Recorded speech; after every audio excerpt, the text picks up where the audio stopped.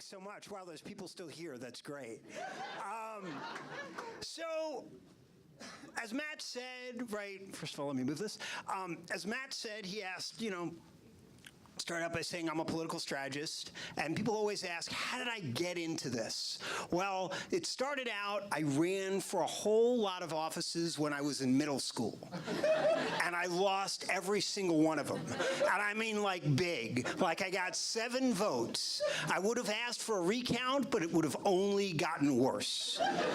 What I learned pretty fast was I loved politics. I was just a horrible candidate.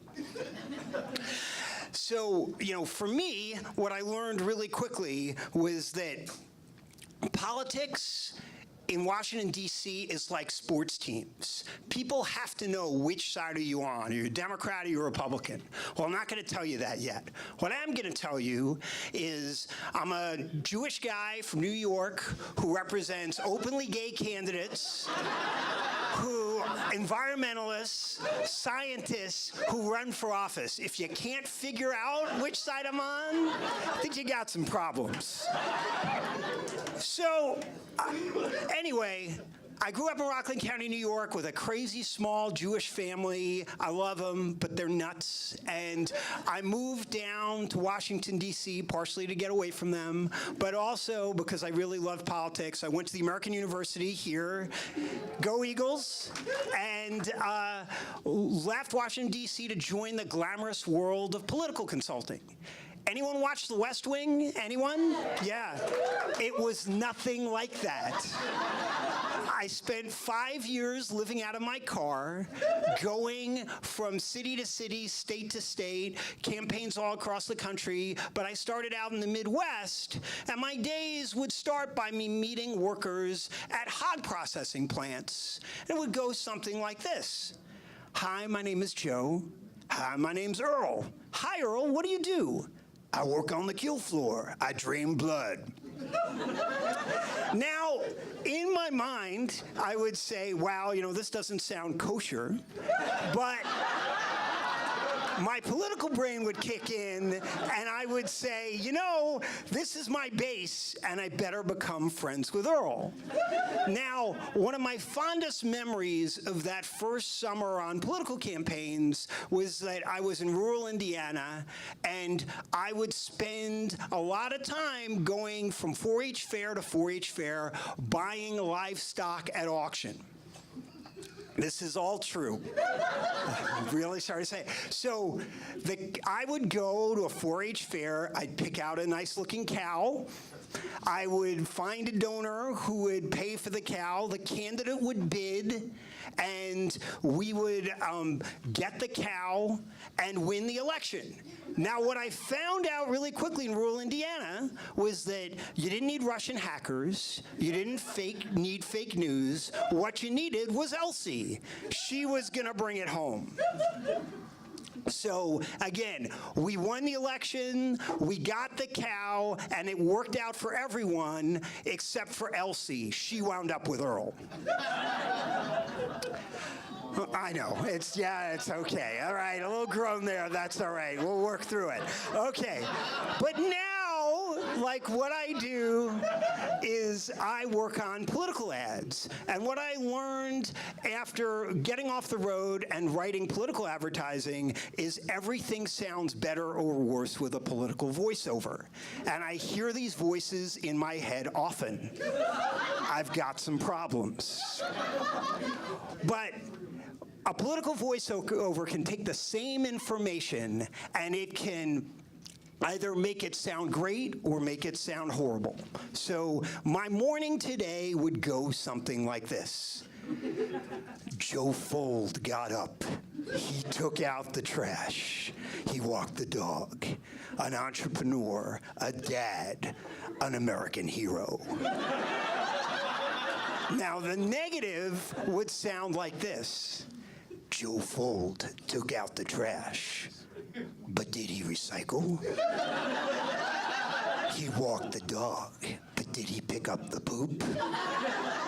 Call Joe Fuld and tell him to stop living. So, now people ask, Do I watch cable news? Now, are there any accountants in the audience? Yeah, right in the back, yeah. If there was such a thing, would you watch the accounting channel? I really don't think so. So do yourself a favor, stop watching cable news. Nothing good will come from it. More after the jump. Okay. So, but one of the things I find these days is I travel a lot.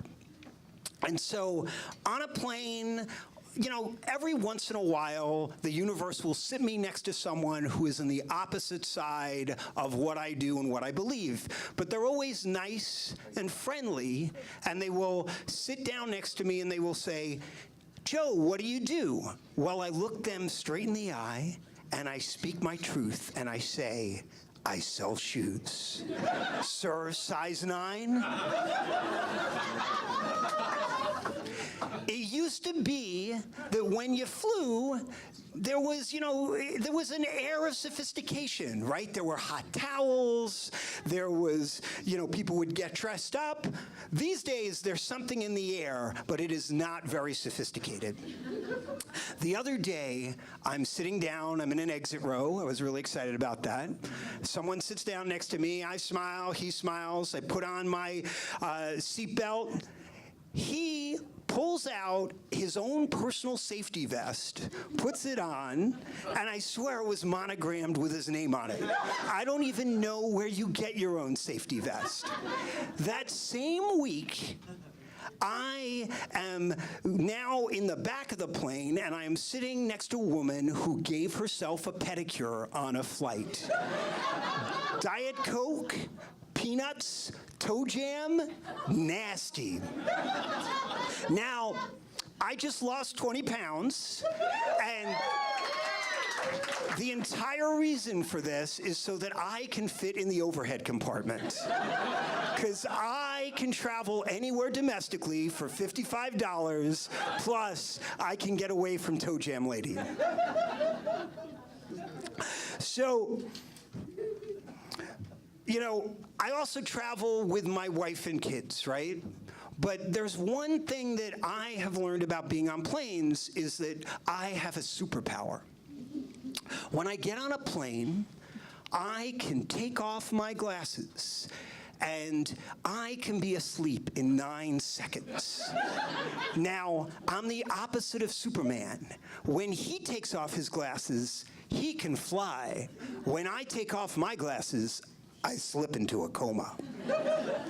Now, with the wife and kids, right, I'm on there, and I'm on the plane, and my kids are next to me. Amy, my wife, who's here tonight, hi, Amy,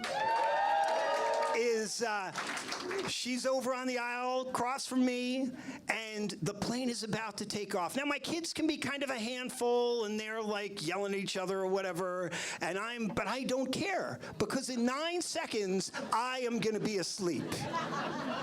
But Amy, she sees it coming.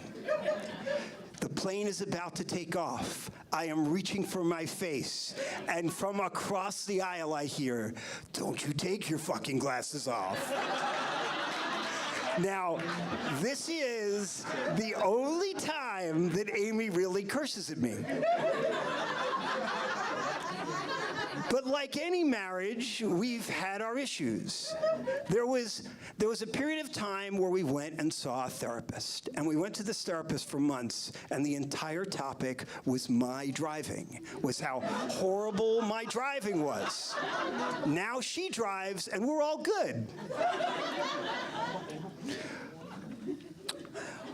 But, the truth about living in D.C. is if you want to get along in D.C., if you want a friend, beyond having a great wife and kids, if you want another friend, you need a dog.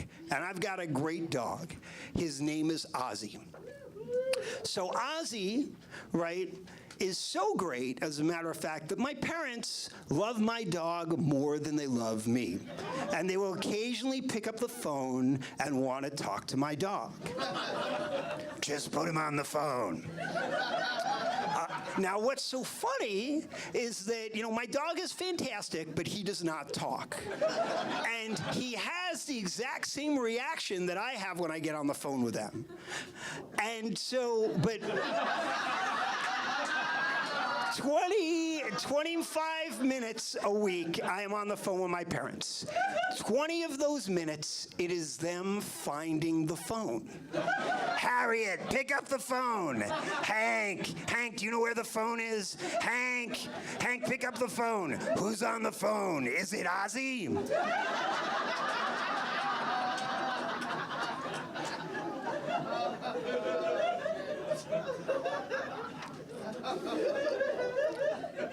But my father, my dad, he is a horrible driver. But half of the year he lives in Florida, so he is still better than everyone else. And I will go with him to a supermarket in Boca, and we will sit in the parking lot, and we will watch car accidents at 5 miles an hour. It is like watching a car accident in the Matrix.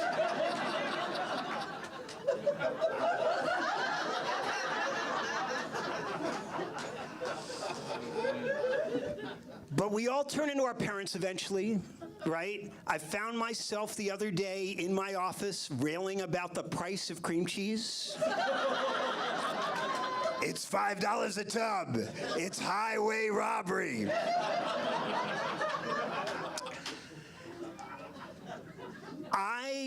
I'm an entrepreneur. First of all, there's a whole bunch of people from my office here tonight. Did you all sign your HR waivers? Anyone? No? Just checking. Yeah, great. That's over there. Anyway. And what I find is I try and bring in snacks to keep the office happy. But lately what's been going on is I'm the only person who brings in food. The only time somebody else ever brings in food into the office is when they've broken something or they're leaving. Who brought in the donuts today? LaTwyla brought in the donuts? How's LaTwyla doing? Is she okay? These are really good donuts. Something must be wrong. But in Washington, D.C., right, no one ever wants to admit or think that they're the bad guy. Now, I live in Northwest Washington, D.C., and I have some crazy-ass neighbors. Crazy neighbors. I have one neighbor, she mows her lawn with a weed whacker, one blade of grass at a time, and she's out there every day. My other neighbor next to me is a shirtless 70-year-old white guy who has 150 bags of mulch and fertilizer piled up around his house, and it is peeling. Now, whether you are a Democrat or Republican, we can all agree that there's a double standard in America when it comes to 70-year-old white guys. So if this same guy was living out in Maryland and he was an African-American guy, they might come to his house and knock and see if it was a drug house. If this same person was a Latino living in Texas, they might come to this falling down house and go and see if he was housing illegal immigrants. If he was living in rural Indiana, they might go and knock on the door and see if it's a meth lab.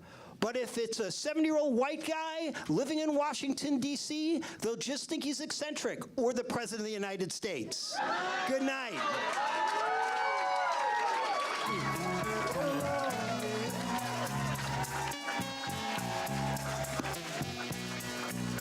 No problem. Joe Fuld! Oh, it's been so fun watching Joe work. Give him a big round. Joe Fuld right there.